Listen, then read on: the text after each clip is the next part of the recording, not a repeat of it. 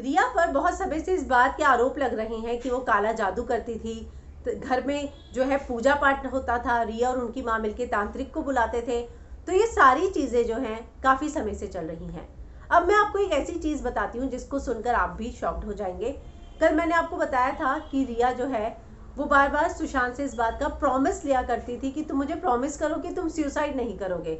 वो कहती मैं सेवरल टाइम्स सुशांत से इस बात के प्रॉमिस लेती थी, तो इसीलिए वो सुसाइड नहीं कर सकता था।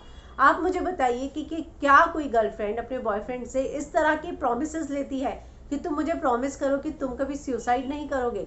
हालांकि ये बात जो है सुशांत के परिवार की बहुत ही क्लोज फ्रेंड जो है स्मिता पारिक ने बताई है।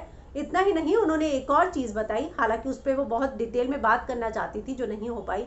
उन्होंने कहा कि सुशांत को रिया हमेशा ये कहती थी, रिया ये बोलती थी कि मेरी एक दोस्त थी जो अब नहीं रही, 17 साल की उम्र में चली गई थी, उसकी स्पिरिट है, वो एंजल बन चुकी है, और अगर कोई भी रिया को परेशान करता है तो वो स्पिरिट जो है वो उसको छोड़ती नहीं है। तो ये सारी बातें जो है रिया करती थी और सुशांत वहां से खड़े होकर चले जाते थे। तो ये सारी डिटेल्स जो हैं वो परिवार के लोगों से भी आ रही है। मीतू ने भी इस तरह का बयान दिया कि उनको कुक से पता चला था कि रिया ये सब कुछ करती थी।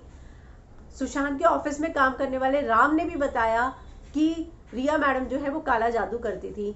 तो कहीं ना कहीं ये सारी चीज़ें एक दो नहीं बहुत सारी जगह से बोली जा रही हैं, और इस तरह के दावे जो है मीडिया में लगातार हैं। बहुत सारे लोगों ने इस तरह के इंटरव्यू दिए हैं, जहां राम ने जी न्यूज़ में यही बताया।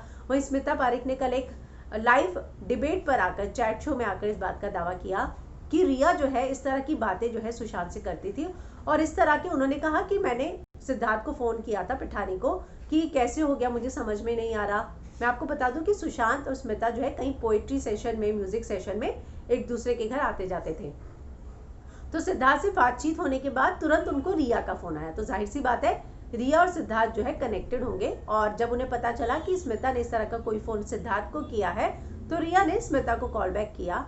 और जो है जब स्मिता ने पूछा कि तुम्हें वाकई में लगता है कि ये सुसाइड होगा, तो वो कहती है नहीं, वो सुसाइड नहीं कर सकता, उसने तो मुझे प्रॉमिस किया था कि वो ऐसा नहीं करेगा। तो स्मिता एकदम अचानक शॉक्ड हो गई कि कोई इस तरह का प्रॉमिस कैसे कर सकता है, मतलब ऐसी बातें कब निकलती है। कहती है मुझे कॉन्वर्सेशन में पता चला कि रिया ने बताया कि मैं उससे सेवरल टाइम इस बात का प्रॉमिस लिया करती थी कि तुम सुसाइड नहीं करोगे ना, मुझे प्रॉमिस करो। और ये स्पिरिट वाली बात भी जो है स्मिता ने बताई। तो बहुत ही ज़्यादा कुछ अजीब सी चीज़ें जो है रिया से जुड़ी हुई सामने आ रही हैं, जिनको सुनकर वाकई में विश्वास नहीं होता है। और आज अंकिता ने भी बोला कि मैं इस तरह के रिलेशनशिप को नहीं जानती हूँ कि बॉयफ्रेंड गर्लफ्रेंड का इस तरह का कोई रिलेशनशिप होता है, इसलिए मैं इस पर कमेंट क्या करूँगी।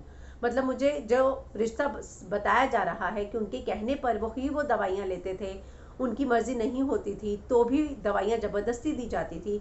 तो कहती हैं कि मैंने ऐसी रिलेशनशिप कभी नहीं देखी, इसलिए मैं इन पर कभी बात नहीं कर पाऊंगी। तो बहुत ही अजीब चीज़ें जो हैं इस रिश्ते को लेकर अब बाहर आ रही है, जब से सुशांत के पिता ने जो है पटना में एफआईआर दर्ज की है।